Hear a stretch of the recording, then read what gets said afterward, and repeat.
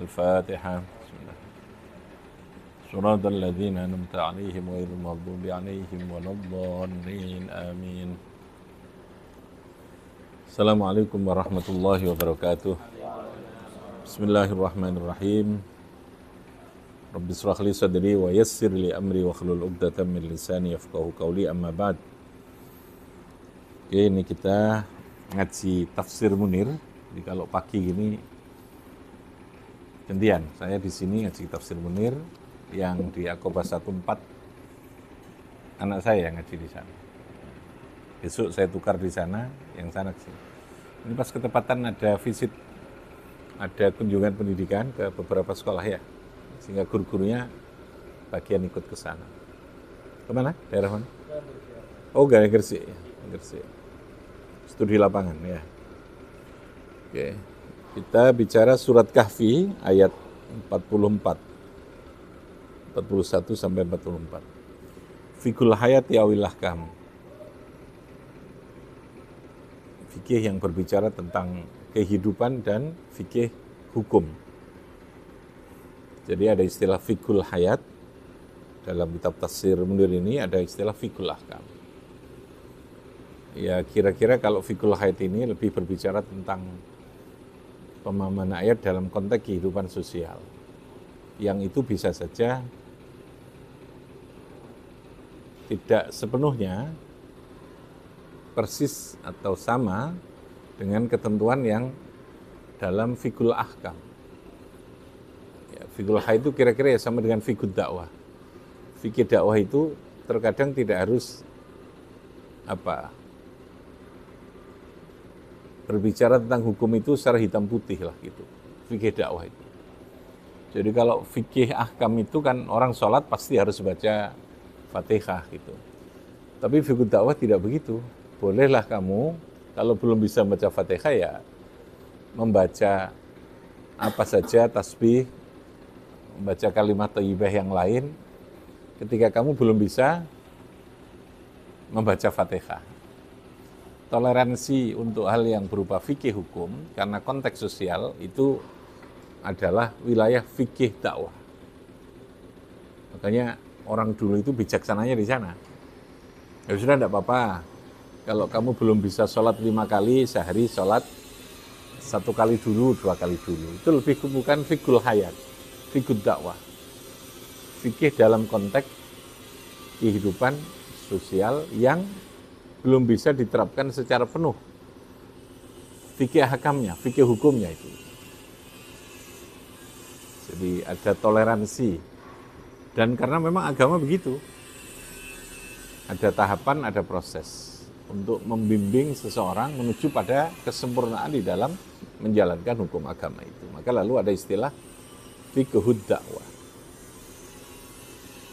Ya ibaratnya kalau dulu Nabi ketika awal-awal dulu kan, ya gak apa-apa kamu masih mabuk dulu.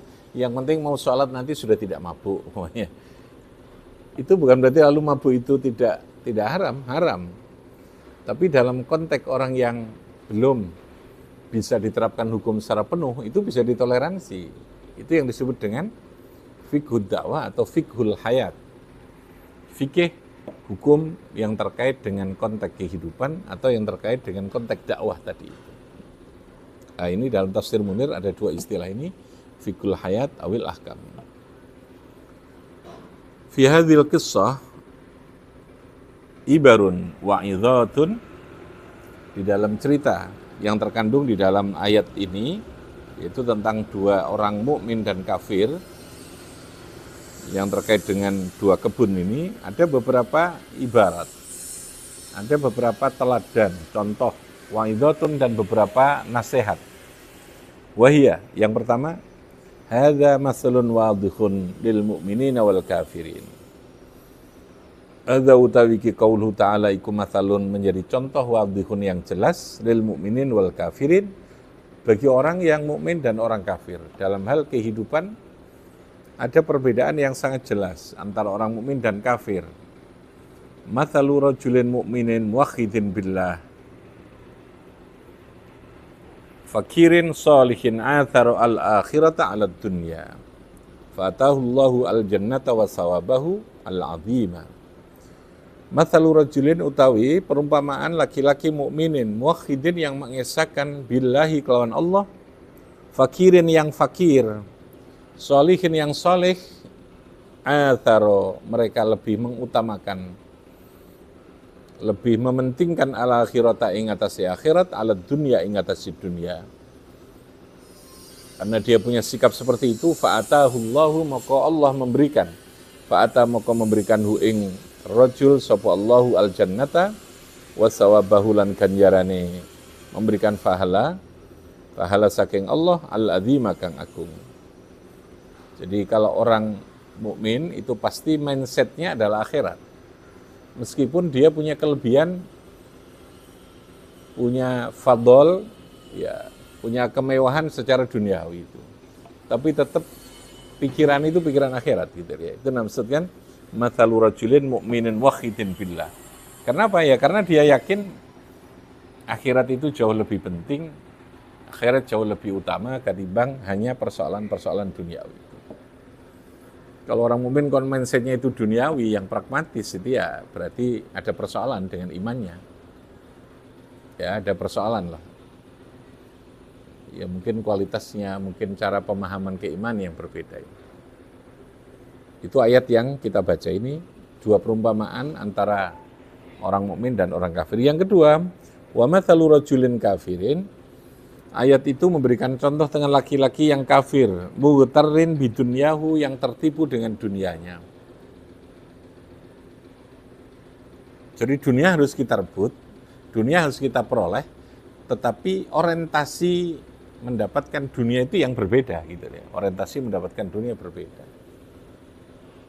Kalau kita dikasih gampang dalam urusan duniawi, maka bagi seorang mukmin dia menjadi alat untuk memperkuat, memperbesar terhadap pengabdian kepada Allah. Tapi orang kafir tidak, yang mughtarrin bidunyahu, mustankifin an mujalasatil mu'minin. Mereka yang menghindar dari bergaul dengan orang mukmin.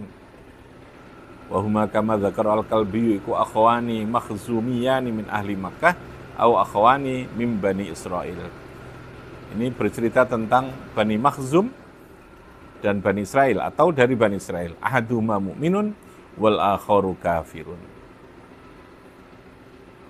Yang satu mereka adalah orang mukmin, yang satu orang kafir tadi. Kama dzakara qayu alai menyebutkan sapa Ibnu Abbas wa Muqatil, kana lil kafiri bustanani fihima al-asyaru waz-zuru was-simaru wal anhar wa amalun ukhra. Tapi fakafara maka kafir sapa kafir bi anumillah. Mereka mengkufuri kafir di sini dengan nikmat Allah. Wa tafakhara ala sahibihi bil mali wal auladi. Mereka ada kesombongan dengan persoalan harta dan anak. Wa syakka fil ba'si. Mereka meragukan tentang adanya kebangkitan kubur. Fadammarallahu tarwatahu wa talafa'al bustana ini bi khusbanin minas sama. Wa huwa as-sahabah, ada mendung dari langit, zatul matar al-ghazir jiddan awis sa'iqah, ada petir yang menyambar, awil adab fanadama wa takhassara ala ma anfaqa wa qala ya laitani lam usyrik bi rabbi ahada. Ini penyesalan mereka karena mereka mengkufuri terhadap nikmat-nikmat yang diberikan oleh Allah. Yang kedua, la yamna'u, fikih yang terkandung la yamna'u fadlallahi 'anil kafir. Tidak ada yang bisa mencegah fadl yang diberikan oleh Allah kepada fadlallahi 'anil kafiri, saking wong kafir. Jadi begini, di dunia Allah itu memberikan dunia ini kepada siapa saja. Makanya rahmat Allah itu bersifat universal. Allah yu'ti ad-dunya liman yuhibbuhu wa man la yuhibbuhu. Makanya orang kafir pun bisa sukses. Karena dunia ini memang diberikan Allah kepada siapa saja. Tapi akhirat nanti hanya diberikan pada orang mukmin. Wa yu'ti al-akhirata liman yuhibbuhu. Allah hanya memberikan akhirat itu kepada orang yang dicintai Allah. Yang dicintai siapa ya? Kalau Yang dicintai ya orang mukmin yang taat. Tapi nondonya ini wong kafir ya dikasih, orang yang fasik suka berbuat maksiat, ya tetap dikasih. Bisa sukses, bisa menang, bisa unggul di dunia ini, Makanya Allah tidak lalu kemudian di dunia ini hanya yang diberi orang mukmin, yang taat saja, tidak. Sehingga kalau orang bilang, "Wah, iki wong ora tahu sholat, ora tahu apa kok ya hidupnya sukses, kok enak." Ya karena memang di dunia ini Allah memberi kepada siapa saja. Sifat rahman-rahmannya Allah di situ. Manusia wong mukmin tapi tidak gelem belajar ya tidak bisa sukses. Tidak bisa punya ilmu, gak gelem kerja ya ora duit. Ya karena tadi ini sifat rahman Allah yang bersifat universal itu. Allahu yu'ti ad-dunya liman yuhibbuhu wa man la yuhibbuhu. Jadi kita jangan bergeser akidah kita gitu ya. Dulu orang yang kafir kok di sana menang kok ya memang Allah di dunia ngasih siapa saja. Di dunia ini adalah posisi amal, posisi ikhtiar gitu ya. Itu yang menjadi penentu berapa yang dia dapatkan. Tapi di akhirat nanti tidak, keimanan dulu, iman baru kemudian amal yang menentukan terhadap kualifikasi surga yang diperoleh. Ini yang membedakan posisi orang mukmin dan orang kafir. Kira-kira gambaran ayatnya seperti itu. Ya. Oke, semoga